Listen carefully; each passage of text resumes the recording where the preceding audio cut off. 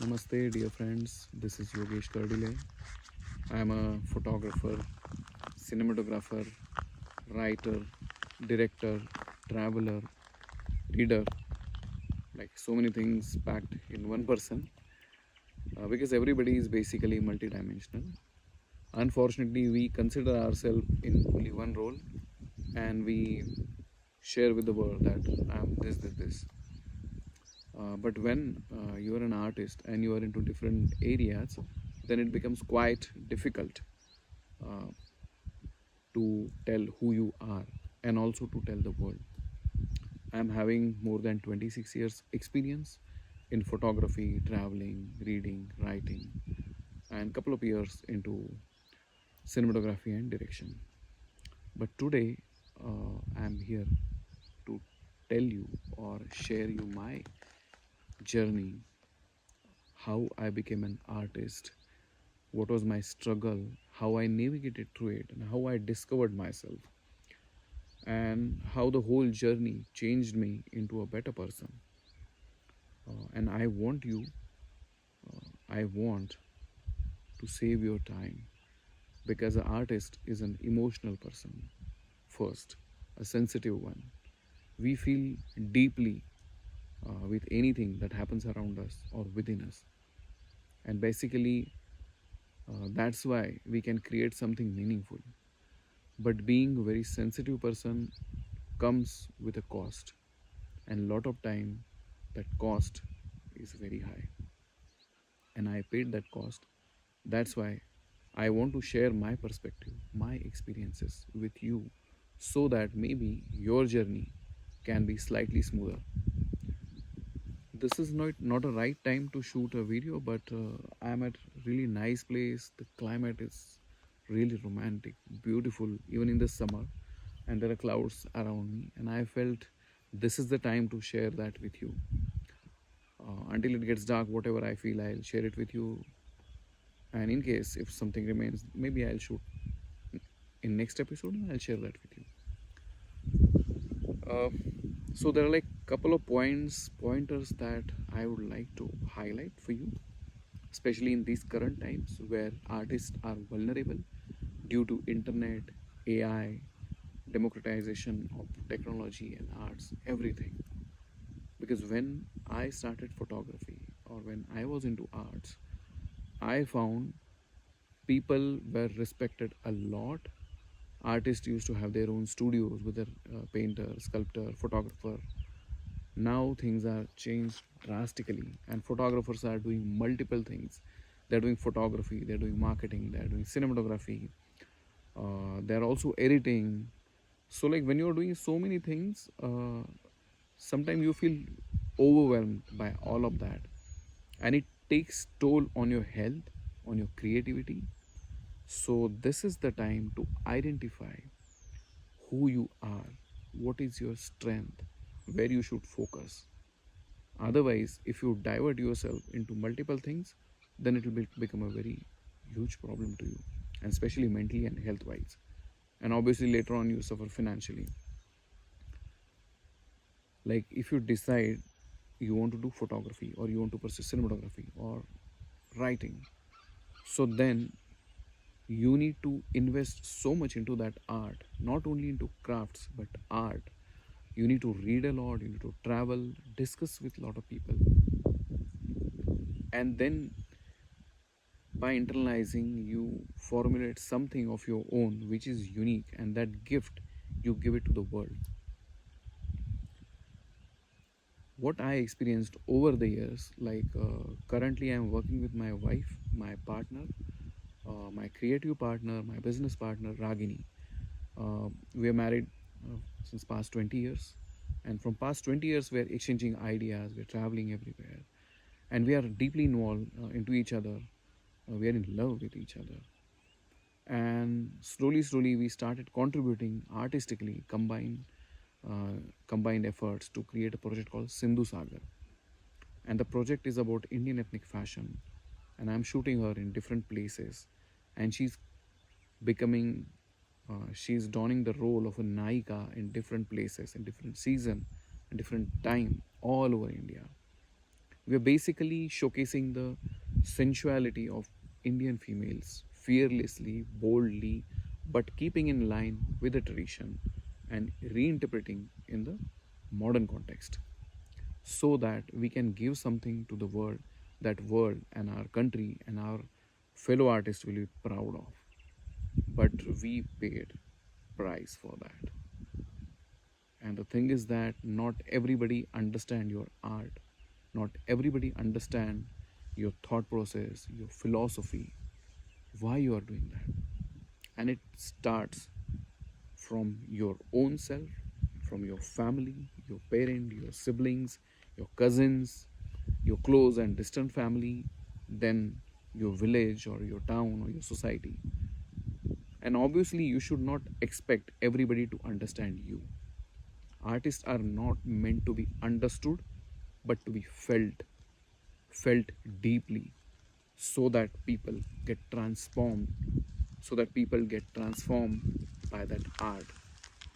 Because if you think that people should understand me, my relatives should understand me, it's never going to happen. And if you try to convince others, like, dude, I'm doing this project because it is having this relation, there's some history and a future and the technology and craft, no, your art should speak for itself. And a lot of time your art makes people uncomfortable, it shocks them. People think it outrageous, sometimes people call it vulgar, sometimes this is out of their culture, but it's not.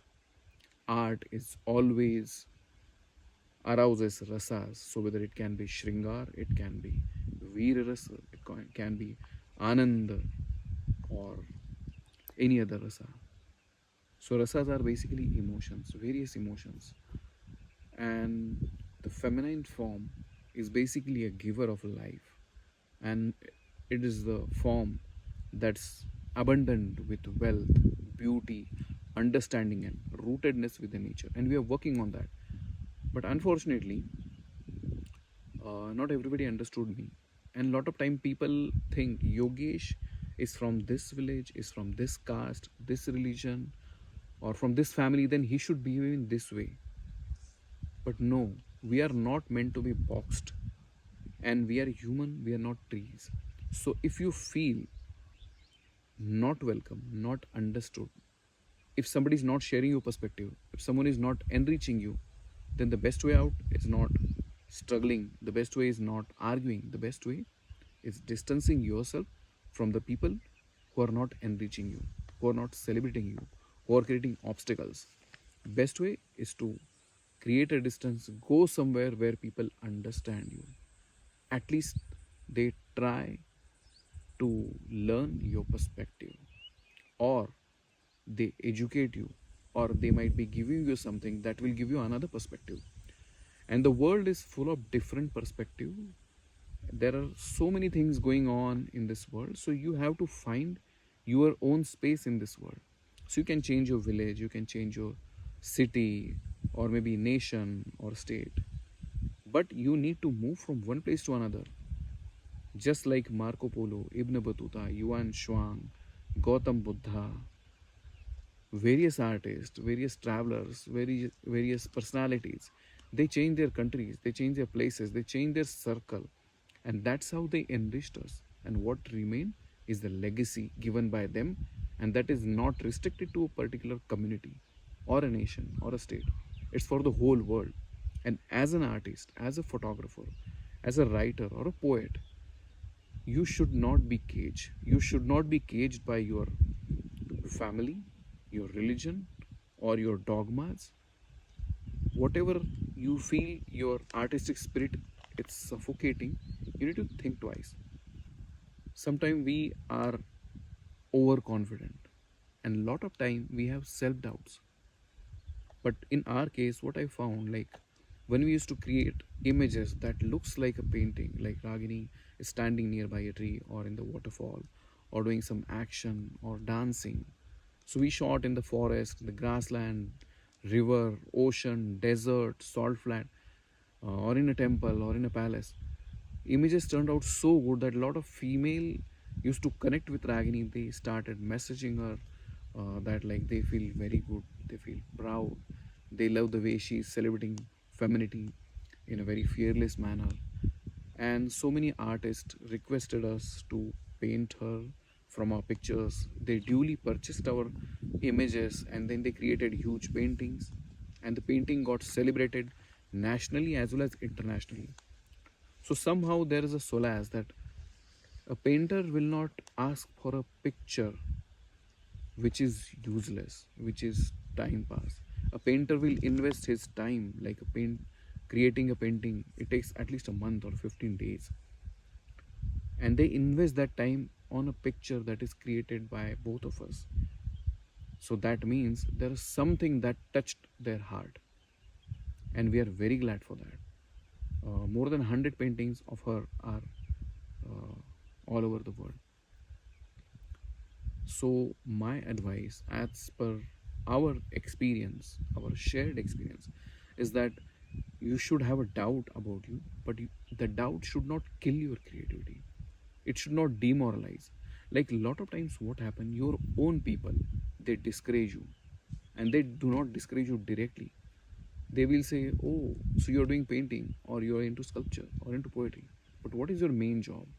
How you're gonna survive?" But the thing is that the biggest and best house is also having a timeline. If you build a bungalow of 100 crore or a 10 crore or a few lakhs, it will not outlast more than 1, 2, or 3 centuries because people move from one house to another. Next generation will not have same respect, same intensity to a bungalow that is built by a grandfather because their needs are different. They have wings, they will fly to some other country, some another city, or they may change the house entirely. But your next generation will have your art, and the value of your art will give them something monetary way, artistic way, satisfaction, pride, and it is not only for them but it's for the whole world. You enrich the world through your poetry, through your writing, through your painting, through your pictures, through your movies. So if you are an artist, if you have that seed in your mind, I congratulate you and I request you to cherish that spirit. Cherish it, work on it. If you do not have money, don't worry. Do some work, save some money. Don't overspend in the things that are not required. Work on your health because that is also very important. And then side by side, you can do your art. And slowly, you will be doing your art full time. Just imagine a day in an ordinary man's life. He listen music on Spotify or Amazon Prime. He watch videos, podcast, movies on YouTube. He go to theater.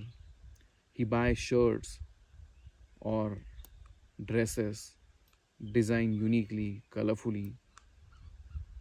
Why? We do interior. We go to temples, church, mosque.